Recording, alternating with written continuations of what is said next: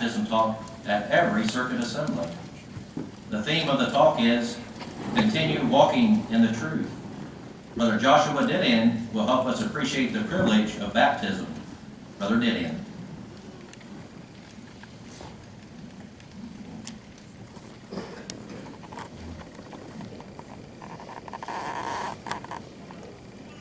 Well, on behalf of all of us here today, and on behalf of your worldwide Brotherhood of Jehovah's Witnesses earthwide, numbering now nearly 8 million, we warmly welcome you baptismal candidates. Friends, go ahead.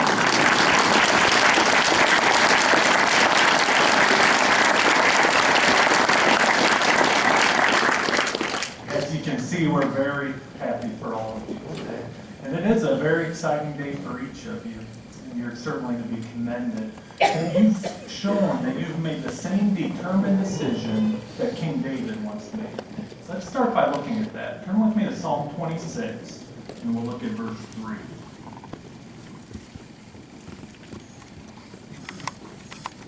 Psalm 26, and we're going to read verse 3.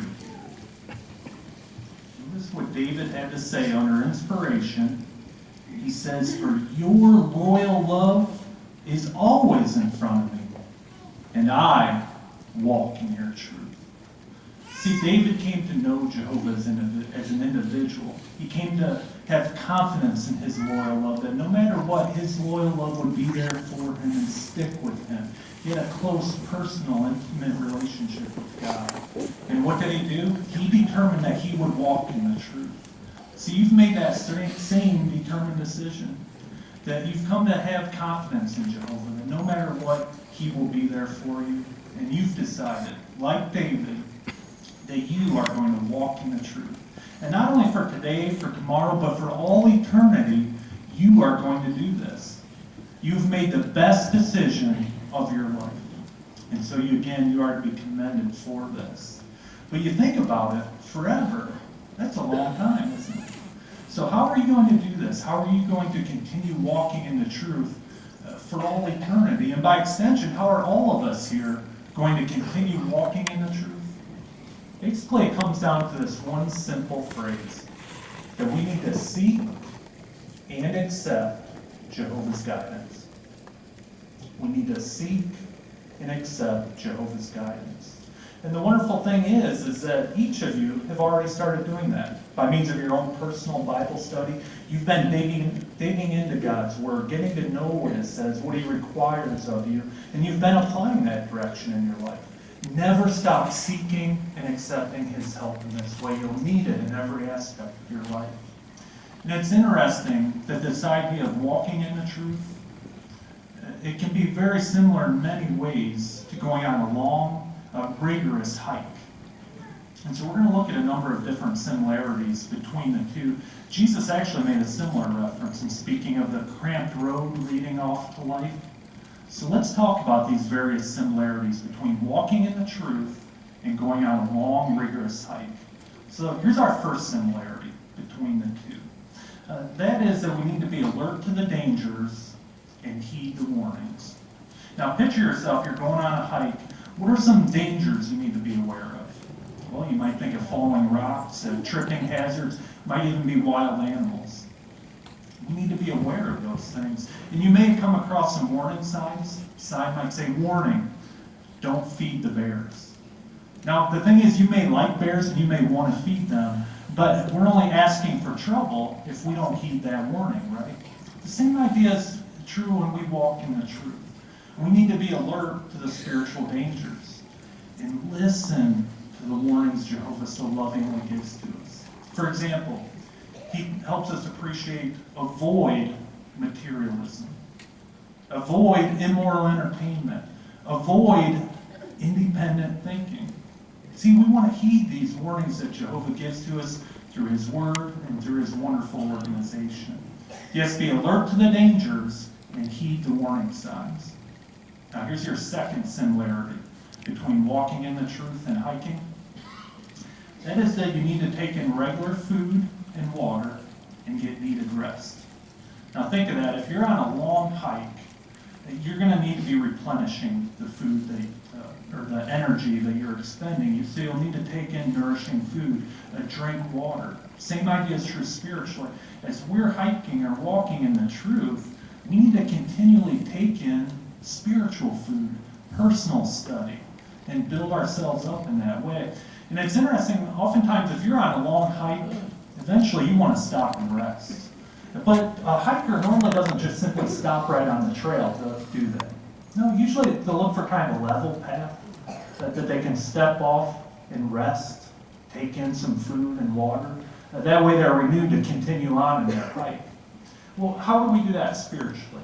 Well, turn with me to Isaiah chapter 30, and we're going to read verse 21. Isaiah chapter 30. I'm sorry, go back to Psalm 26. So we'll go to Psalm 26, and we're going to look at verse 12.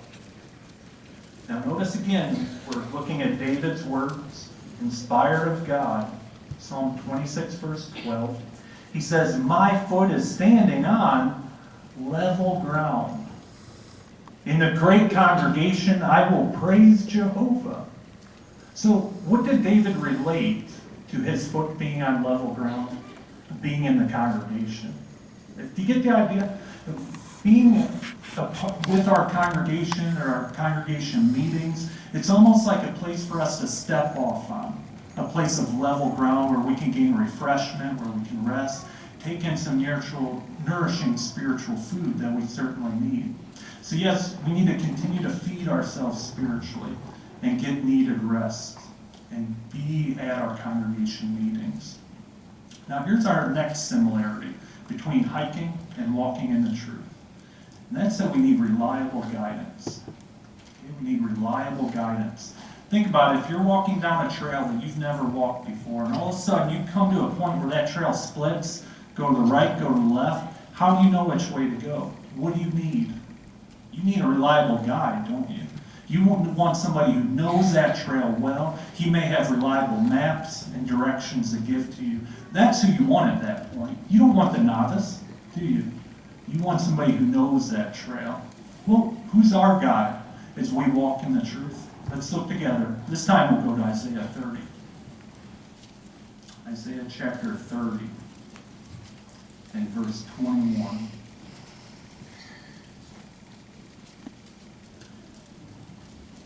Here we're told, "And your own ears will hear a word behind you saying, 'This is the way, walk in it,' in case you should go to the right or in case you should go to the left." Now, who is this giving us guidance? Who's telling us, walk in the way? This is the way. And look up at verse 20. Jehovah himself. And if you look further at that verse, it refers to him as the grand instructor. That is amazing. Jehovah God, the grand instructor, is your guide as you walk in the truth. Listen to him. Follow his direction. At this time, you don't want the novice giving you direction, do you, as you walk in the truth? No. There'll be individuals who try to tell you they know a better way, it may be a funner way, it may be faster, easier, but do not listen to the voice of the novice. They are not your guide. Trust Jehovah. He knows what's best for you, and stick with him. Now let's look at our next similarity. That is that if we fall, we must get up.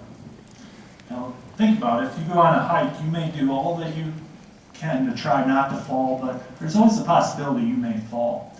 If that happens, though, what are your options?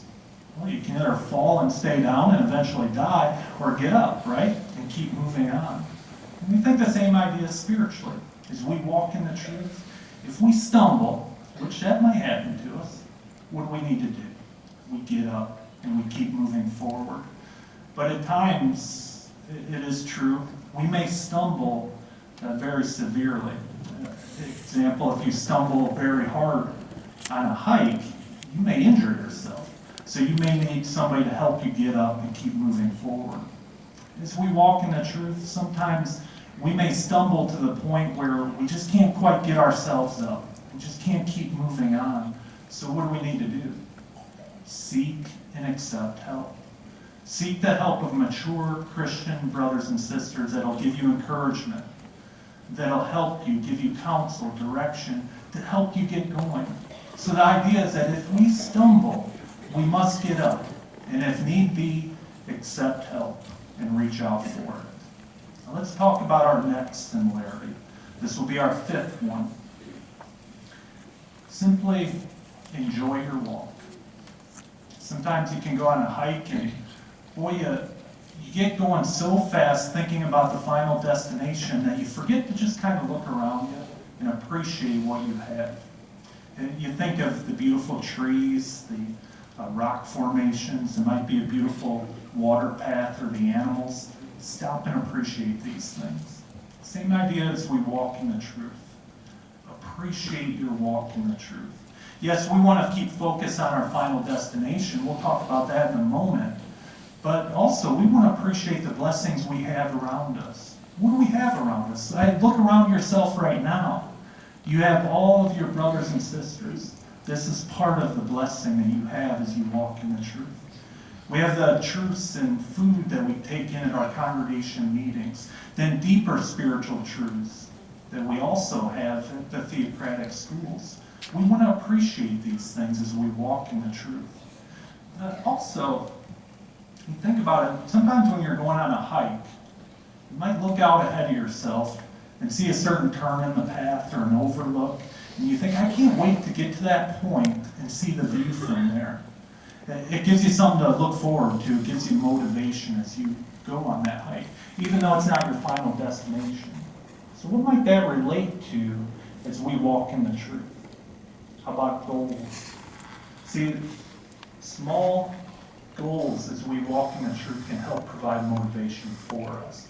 For example, goals such as pioneering, Bethel service, helping in the foreign language field, or helping on construction projects. But having these goals in mind can provide needed motivation.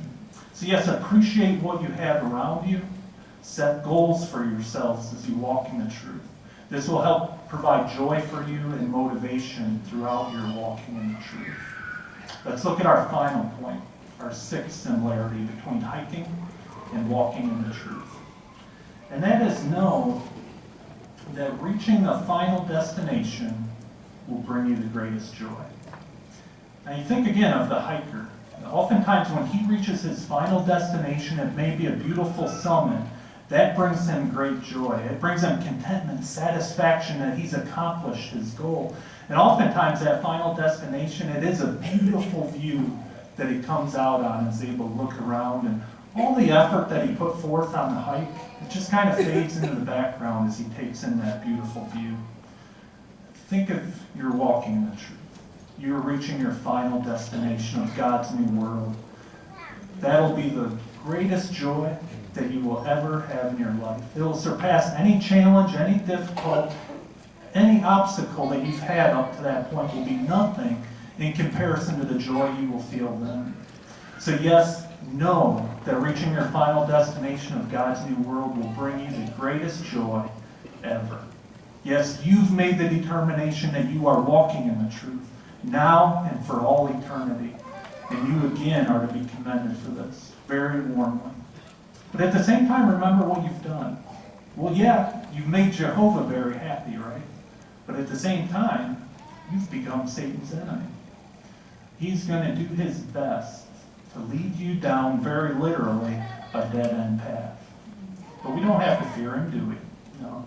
We can overcome any obstacle that Satan puts before us as long as we rely on Jehovah God, the one whose loyal love is there to stick with you no matter what. He promises to lead, feed, and protect you through any challenge that you face in life.